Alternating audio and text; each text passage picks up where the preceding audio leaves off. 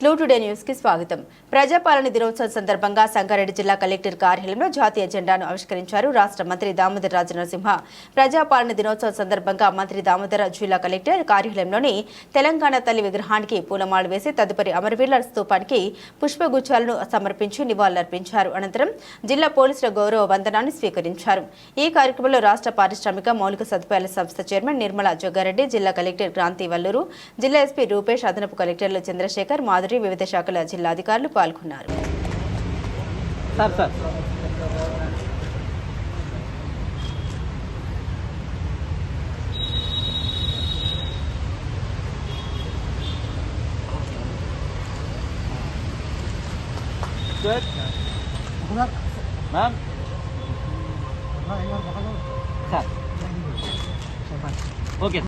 అని ఆ దాశరథి గారు నిర్ణయించారు. ఆ నినాదంలో తెలంగాణలో పుట్టినటువంటి పుత్రులందరూ కూడా వైప్లవ్య సంచలనంతో, విప్లవ సంచలనంతో ఈ తెలంగాణను సాధించుకున్నాం. అలా సాధించుకున్నటువంటి తెలంగాణ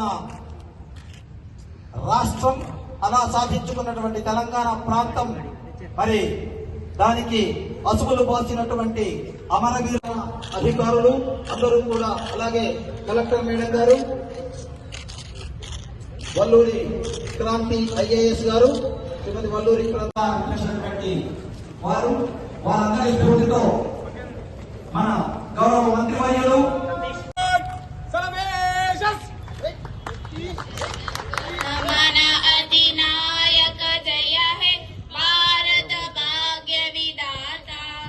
पंजाब सिंधु गुजरात मराठा द्राविड उत्कल वंगा विंध्य हिमाचल यमुना गंगा उच्चल जलधि तरंगा तव शुभ नामे जागे तव शुभ आशीष माये गाहे तव जय गाथा जनगण मंगलदायक जय हे भारत भाग्य विधाता जय हे जय हे जय हे जय जय जय जय हे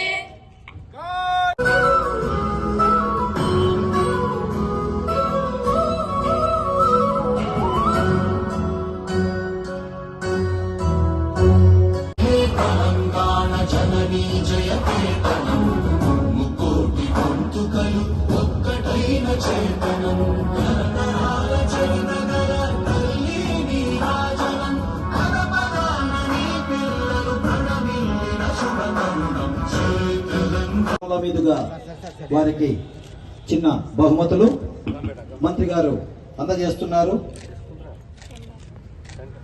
తెలంగాణ ప్రజాపాలనా దినోత్సవ సందర్భంగా మంత్రి గారి కరకమలముల మీదుగా జాతీయ పతాక ఆవిష్కరణ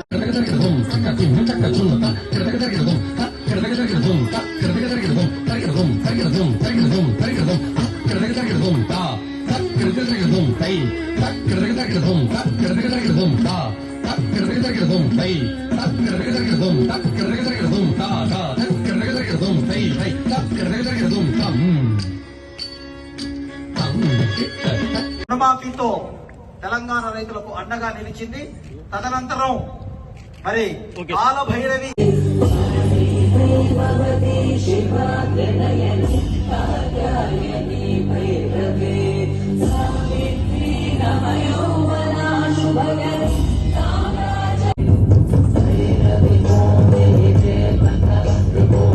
చీకట్లు పరాదోలి కాంతులు నింపాలనే సత్సంకల్పంతో మెరుపు లాంటి ఆలోచనతో వెలిగిన దీప గృహజ్యోతి పథకం 200 యూనిట్ల కంటే తక్కువ విద్యుత్ని వినియోగించుకునే గృహాలకు ఉచిత విద్యుత్ అందించడం ఈ పథకం ప్రధాన లక్ష్యం. ప్రజాపాలన ప్రజాసేవ కేంద్రాల ద్వారా వచ్చిన దరఖాస్తులను స్వీకరించి అర్హులైన వారందరికీ ఈ ఉచిత విద్యుత్ పథకం అమలు చేయడం జరుగుతుంది. ఇప్పటి వరకు జిల్లాలో ఈ పథకం కింద 1,97,807 గృహాల వినియోగదారులకు 200 యూనిట్ల వరకు ఉచిత విద్యుత్ ఇవ్వడం జరిగింది. అందుకు గాను 36,59,00,000 రూపాయల మొత్తం ఛార్జీలను డిస్కాంలకు ప్రభుత్వం చెల్లించడం జరిగింది. రైతుల సంక్షేమం ప్రధాన కర్తవ్యంగా రాష్ట్ర ప్రభుత్వం భావించి పంట రుణాల మాఫీ 2024 ప్రకారం మొదటి దఫాగా అనగా 1,00,000 రూపాయల లోపున పంట రుణాలు తీసుకున్న 50,587 మంది రైతులకు రుణమాఫీ 277 కోట్లు 98 లక్షల రూపాయల రెండవ దఫగా అనగా 1,00,000 రూపాయల నుండి 1,50,000 వరకు పంట రుణాలు తీసుకున్న 27,595 మంది రైతులకు 290 కోట్ల 5 లక్షల రూపాయల మూడో దఫ అనగా 1,50,000 నుండి 2 లక్షల రూపాయల వరకు పంట రుణాలు తీసుకున్న 20,069 మంది రైతులకు 281 కోట్లు 52 లక్షల రూపాయల రుణమాఫీ చేయడం జరిగింది. మొత్తం 3 దఫాలు కలిపి 98,251 మంది రైతులకు 849 కోట్ల 45 లక్షల రూపాయల రుణమాఫీ చేయడం జరిగింది. రెట్టింపు ఉత్సాహంతో అందరం కలిసికట్టుగా శ్రమించి తెలంగాణ అభివృద్ధి కృషి చేద్దాం. తెలంగాణ ప్రభుత్వం అమలు చేస్తున్న వివిధ సంక్షేమ ఫలాలు అర్హులైన అందరికీ అందేలా సంగారెడ్డి జిల్లా సర్వతోముఖ అభివృద్ధికి కృషి చేస్తున్న గౌరవ పార్లమెంట్ సభ్యులే గాని శాసన మండలి సభ్యులు శాసనసభ్యులు స్థానిక ప్రజాప్రతినిధులు మరియు జిల్లా కలెక్టర్ గారి సూపరింటెండెంట్ ఆఫ్ పోలీస్ గారికి మరియు జిల్లా అధికార యంత్రాంగానికి పాత్రికేయులకు శుభాభినందనలు తెలియజేస్తున్నాను. జై హింద్. తెలంగాణ ప్రజాపాలన దినోత్సవం జరుపుకుంటున్న శుభ సందర్భంగా రాచరిక వ్యవస్థ నుండి ప్రజాపాలన వ్యవస్థ ఆవిర్భావానికి నాంది పలికిన అమరులైన తెలంగాణ సాయుధ రైతాంగ పోరాట యోధులకు మరియు స్వతంత్ర సమర యోధులందరికీ నా జోహార్లు. సెప్టెంబర్ 17 తెలంగాణ చరిత్రలో కీలకమైన రోజు.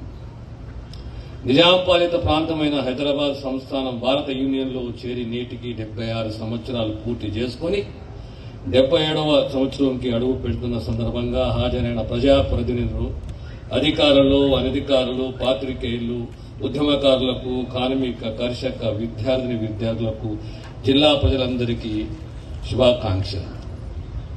నేడు ఈ స్వేచ్ఛ స్వాతంత్రం మన సొంతం కావడానికి ఎంతో మంది ఈ గడ్డ మీద అసమాన త్యాగాలు చేశారు. ఆనాటి త్యాగాల ఫలితమే నేటి తెలంగాణ రాష్ట్ర సాధనకు మరియు అభివృద్ధికి నాంది పలికింది.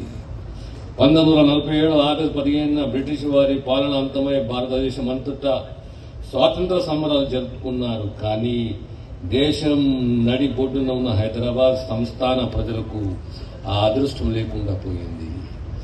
అప్పటి వరకు బ్రిటిష్ వారికి సామంతుడిగా ఉన్న హైదరాబాద్ నవాబ్ మీర్ ఉస్మాన్ అలీ ఖాన్ తాను కూడా సంతుని అయినని ప్రకటించుకున్నాడు. కానీ సంస్థానంలో ఉన్న ప్రజలు తాము భారతదేశంలో కలవాలని కోరుకున్నారు.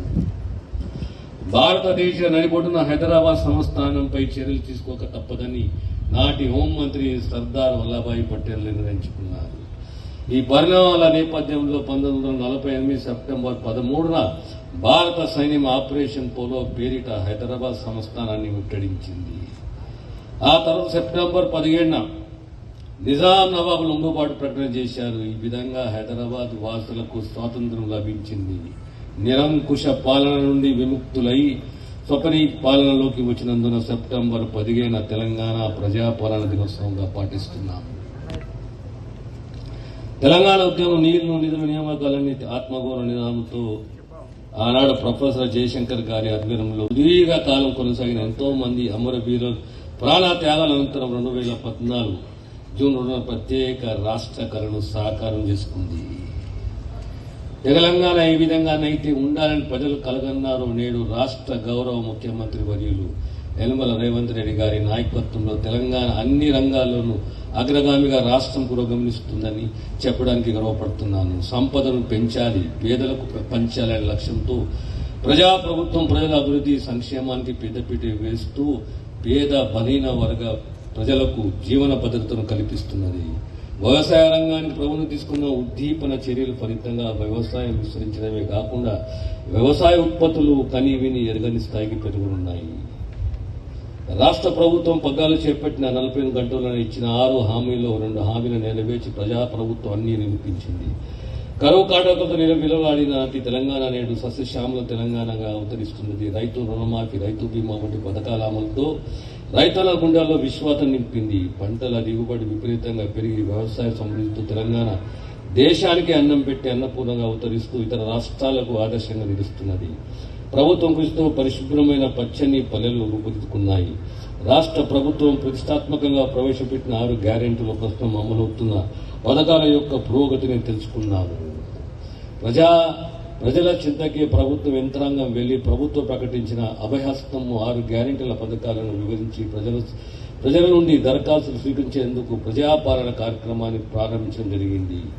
ఈ కార్యక్రమంలో మన జిల్లాలో ప్రతి గ్రామ పంచాయతీలో మరియు మున్సిపాలిటీలలో తేదీ 28/12/2023 నుండి 6/1/2024 వరకు గ్రామ సభలు నిర్వహించి ప్రభుత్వ హామీలైన 6 గ్యారెంటీలకు సంబంధించి మొత్తం 3,91,560 దరఖాస్తులు స్వీకరించి కంప్యూటరీకరణ చేయడమైంది.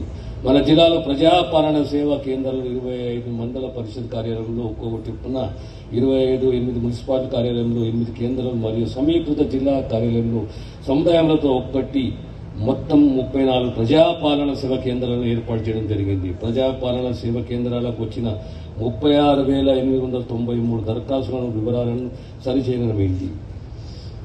మహాలక్ష్మి పథకం కింద తెలంగాణ రాష్ట్రంలోని మహిళలందరికీ TGSRTC నిడిపే బస్సుల్లో ఉచిత ప్రయాణ సౌకర్యం కల్పించడం జరిగింది. ప్రయాణించే దూరమైన ప్రయాణించే సంఖ్యపైన ఎటువంటి పరిమితి లేదు. ఈ పథకం ద్వారా సంగారెడ్డి జిల్లాలో ఇప్పటి వరకు 1,38,00,000 ప్రయాణాలను మహిళలు TGSRTC బస్సుల్లో ఉచితంగా ప్రయాణం చేశారు. ఇందుకు గాను జిల్లాలో మహిళలకు 54,75,00,000 రూపాయల ఆదా అయింది. మహాలక్ష్మి పథకం ద్వారా మహిళా సాధికారత మరియు పొగరహిత వంట మాధ్యమాన్ని LPG తక్కువ ధరకు అందించాలనే ఉద్దేశంతో 500 రూపాయలకి LPG సబ్సిడీ సిలిండర్ ఇవ్వాలని సంకల్పించి అందులో భాగంగా మన జిల్లాలో 1,58,089 మంది మహాలక్ష్మి పథకం కింద అర్హులుగా గుర్తించి 3,22,754 సిలిండర్లను అందజేసి 9,30,00,000 రూపాయల సబ్సిడీ మొత్తం వారి ఖాతాలలో జమ చేయడం జరిగింది.